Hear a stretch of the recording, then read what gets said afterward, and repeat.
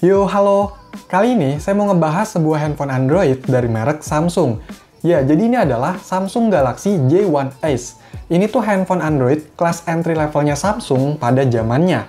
Seingat saya, dulu banyak banget ya seri J ini. Tapi kalau sekarang kayaknya udah jarang. Apa udah diganti ke seri A atau M ya? Handphone ini kalau nggak salah dibeli sekitar tahun 2016 dengan harga sekitar 1,6 jutaan. Sebenarnya dari pertama beli, ini punya adik saya. Tapi karena dia udah punya handphone lain, jadi ini saya yang pakai. Ya, bener, saya pakai sampai saat ini. Karena ada hal yang bikin saya suka di handphone ini. Ntar saya jelasin ya. Ini saya masukin lagi ke boxnya, biar seru aja gitu, kerasa unboxingnya. Ya udah, nggak usah makin lama, langsung aja di unboxing. Di dalamnya, pertama ada unit handphonenya. Taruh dulu. Lanjut, ada kabel data yang udah rusak nih kayaknya. Ini yang bawaannya bukan ya? Terus ada earphone yang modelnya itu kayak gini. Ini seingat saya lumayan enak ya buat dipakai. Cuma sayangnya ini udah rusak juga kayaknya. Suaranya hilang sebelah. Dapat charger juga, modelnya itu yang sekalian nyambung sama kabel. Tipenya micro USB dan outputnya 5 volt 0,7 ampere. Sebenarnya charger ini jarang dipakai soalnya lama banget buat ngecharge-nya. Terus ada baterai yang berkapasitas 1900 mAh. Ini masih normal ya, belum hamil. Terus ada kertas panduan penggunanya dan stiker IMEI. Udah nggak ada apa-apa lagi, jadi inilah isi box dari Samsung Galaxy J1 Ace yang saya punya. Lanjut, cek unitnya. Jadi bentuk handphonenya itu kayak gini. Di bagian depan, di atas layar ada tulisan Samsung, sensor, earpiece, dan kamera 2 megapiksel. Di bawahnya ada 3 tombol, yaitu tombol kapasitif untuk recent app, tombol Physic Home, dan tombol kapasitif back. Bagian sisi kanan ada tombol power, bagian sisi bawah ada mikrofon, dan lubang micro USB. Di bagian sisi kiri ada tombol pengatur volume, dan di bagian atas ada lubang jack audio. Untuk bagian belakangnya, di sini ada speaker, kamera 5 megapiksel, lampu flash, tulisan Samsung, dan DuOS. Coba buka back covernya. Di dalamnya, ini ada 2 slot SIM yang masih tipe micro. Terus ada slot memori, micro SD, dan keterangan telepon seluler modelnya SM J110G_DS. Dan ini udah dibuat di Indonesia ya, garansi resmi Sein. Lanjut, pasang baterainya. Oke, coba dinyalain, semoga bisa nyala. Yes, nyala!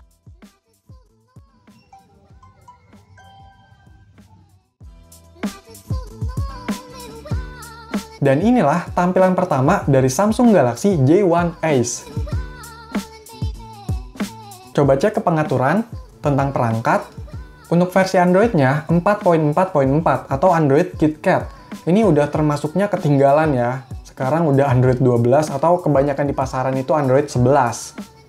Dan patch keamanannya ini 1 Februari 2016, berarti 6 tahun yang lalu. Untuk penyimpanannya, total 4 GB, udah kemakan sistem sekitar 1,8 GB.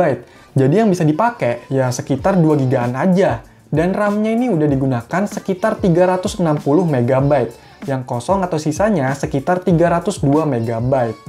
Oh ya, dan ini hasil kamera dari Samsung Galaxy J1 Ace.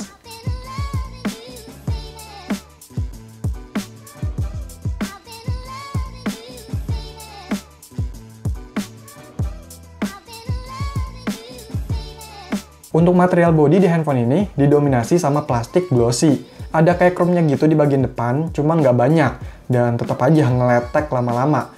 Untungnya ini di bagian sampingnya nggak chrome. Warna putihnya ini cukup mudah dekil juga, tapi di unit saya ini terbilang masih baik lah ya untuk kondisi bodinya, paling bekas-bekas pemakaian aja.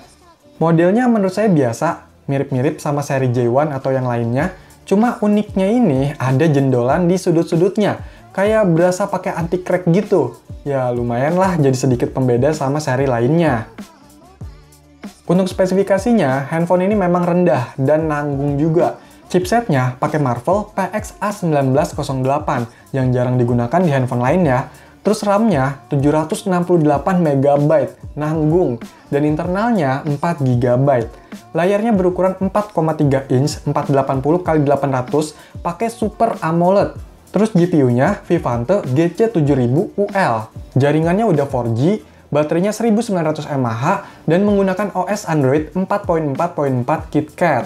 By the way, di Indonesia ada yang model lain, itu speknya lebih tinggi, dan ini kalau nggak salah RAM-nya itu 1GB, internalnya 8GB, chipsetnya juga beda, dan OS-nya Android Lollipop. Tapi bentuk desainnya itu masih sama, jeroannya aja yang beda. Untuk performanya, menurut saya kurang, apalagi untuk saat ini. Ya, nyadar spek aja lah. Yang jadi kelebihan di handphone ini, ya layarnya yang pakai Super AMOLED. Jarang-jarang kan handphone murah resmi Samsung pakai layar Super AMOLED. Tapi jangan seneng dulu, soalnya ini dikasihnya nanggung. Walaupun Super AMOLED, tapi jangan ngarep ada always on display dan lain-lain. Karena emang nggak ada. Jangankan itu, auto brightness-nya aja nggak ada. Sensor-sensor di handphone ini tuh minim banget. Ya untungnya sih untuk jaringan ini udah 4G ya, jadi lumayan lah. Tapi, hal yang saya suka di handphone ini dan bikin saya tetap nyimpen handphonenya, yaitu untuk kualitas perekaman suaranya, yang menurut saya bagus. Jadi cukup pakai earphone bawaannya, dan aplikasi perekam bawaannya, suara yang dihasilkan itu udah lumayan jernih, jelas, kenceng, dan enak gitu. Apalagi kalau pakai mic yang lain, misalnya clip-on Buya, jadi makin jos. Dan untuk hasilnya juga nggak diedit-edit lagi, itu udah bagus. Kebanyakan video di channel AirDev ini, termasuk video yang lagi ditonton ini, suaranya direkam pakai handphone ini.